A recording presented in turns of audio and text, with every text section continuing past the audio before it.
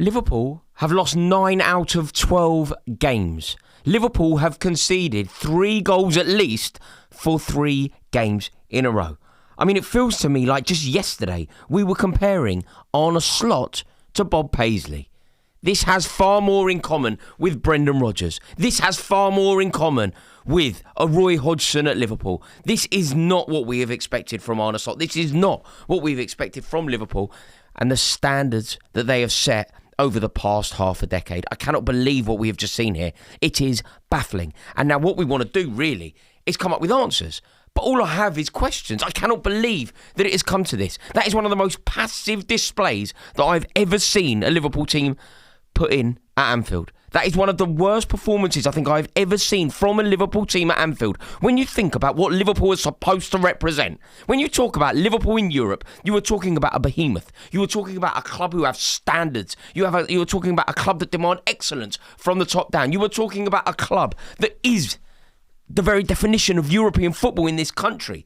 Our European representation is Liverpool, and it is something that Scousers hold so dear. If you are a Liverpool fan who grew up in Liverpool, if you're a Liverpool fan who grew up in Adelaide, if you're a Liverpool fan who grew up in America or Mumbai, Liverpool's European pedigree is something that you adore and you hold on to. I remember when I was a kid, I remember Robbie Fowler playing at Old Trafford, and he went like that to the crowd. I couldn't really understand what he was doing.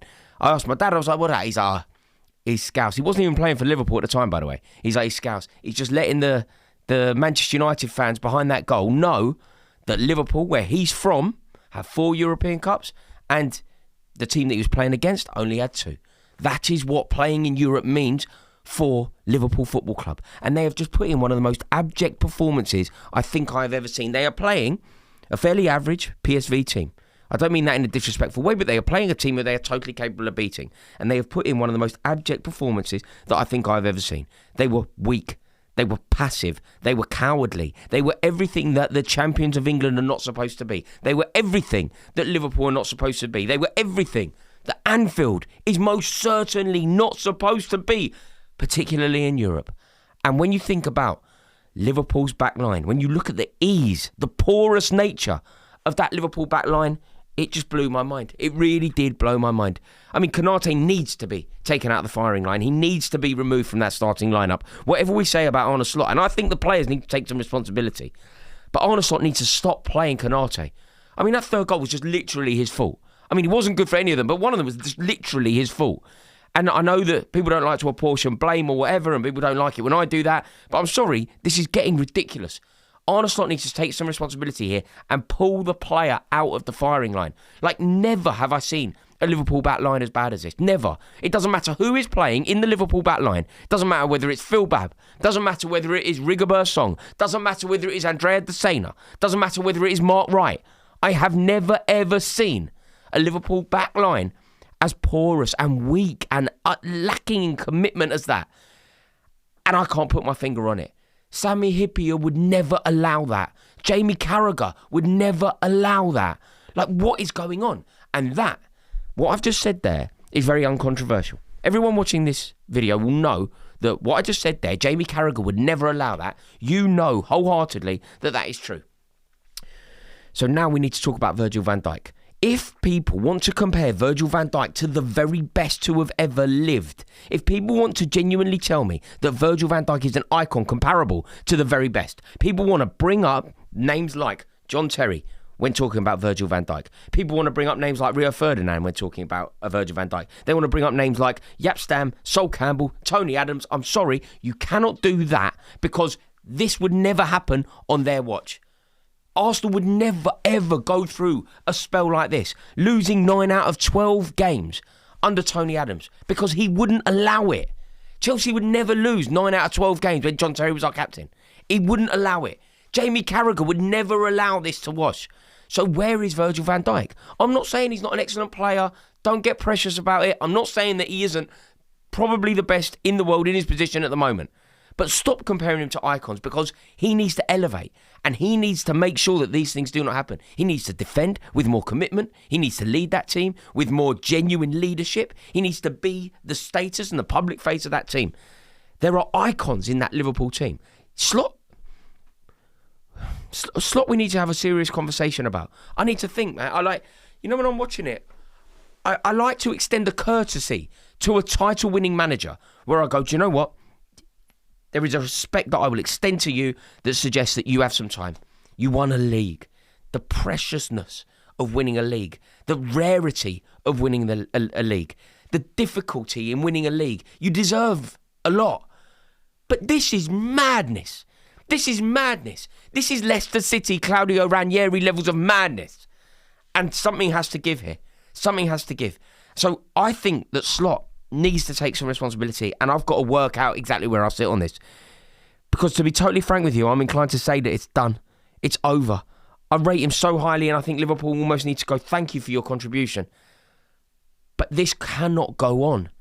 But before we confine Arne Slot to the ash heap of history, I want to talk to you about the icons in this Liverpool team. Mohamed Salah is an icon. He is a Premier League icon. He is a player who has scored more goals for Liverpool than the likes of, where do you want to start? He scored more goals for Liverpool than Kenny Dalglish. That is the kind of icon that he is. He has scored more goals for Liverpool than Billy Liddell. He has scored more goals for Liverpool than Ian St. John. He has scored more goals for Liverpool than Roger Hunt. He has scored more goals for Liverpool than Steven Gerrard. He is undoubtedly an icon. He's undoubtedly a Premier League Hall of Famer. Mohamed Salah is undoubtedly, I think, in an all-time Liverpool 11. He probably is dreaming of reaching Ian Rush's record for Liverpool. Unlikely. Impossible in current form. But if you are that level of icon, where are you? When things are going wrong, that's when you shine, isn't it? And that's something in society, that's something in life. When you step up for your mates, it's not when the times are good. It's not when the money's rolling in. It's not when the champagne's flowing. It's when their missus has cheated on them. It's when they're going through a bereavement. That's when you step up, right? You need to step up if you are a Liverpool icon when times are hard. Not when you're winning the league by 10 points, when nobody's launching a challenge. This is the time for Mohamed Salah to show his worth to Liverpool. This is the time for Mohamed Salah to show the world that he is genuinely that world-class player who I've constantly said was robbed of a Ballon d'Or. If you're Virgil van Dijk, again, you are a Liverpool icon. So where are you? Where are you when these moments are happening? How are you conceding 4 goals at home to PSV Eindhoven? Because this is just, it's truly unbelievable. And I cannot believe quite how badly it's gone. Anyone now will beat Liverpool. Anyone. Literally anyone. West Ham United are playing Liverpool next. What are you saying? You're saying Liverpool win, aren't you? Sunderland play Liverpool. What are you saying? You are literally saying a Sunderland win. You are predicting a Sunderland win. And that is you're not saying it's an upset. You're not saying you could see a world where it happens. You're going, nah, I think Sunderland win that game. And that is quite how bad it has been. Because when the defence is as bad as it is now, like I said before, the worst I've ever seen it. The worst I've ever seen a Liverpool defence in my entire life. I just cannot believe that it has got to this. Arne Slot was speaking, wasn't he? And he was saying that it will never be acceptable for Liverpool to lose games of football. He was saying that it will never be allowed for it to become ingrained in Liverpool culture. Defeats. We don't lose. Liverpool do not lose. Certainly not at Anfield. He said that, and you think, okay, that sounds quite strong. Sounds quite Liverpool-esque. It sounds quite in keeping with the culture of the club. Yeah, it isn't acceptable to lose. And off the back of that, they go and they concede 4 goals to PSV. Liverpool were woeful. They were absolutely woeful. And there was a body language issue, man. When things were going wrong, I think when the 3rd goal goes in, I saw Gravenberch trying to get people going, but there was nothing. There was there were no leaders. There were no leaders. There were no statesmen. There was a big opportunity for Isak today. Came in, got the opportunity, didn't take it. And by the end, and this is very rare, some clubs fans, there is a culture of booing, isn't there? Chelsea, boo. We boo managers. When Rafael Benitez was announced at Chelsea, it was deafening against Man City. We boo. When I was a kid, I remember us booing Djukanovic. I remember saying to my dad, what's going on here? Just didn't rate him, didn't have him, whatever. Tony Cascarino, when he made his Chelsea debut, was booed. We're booers.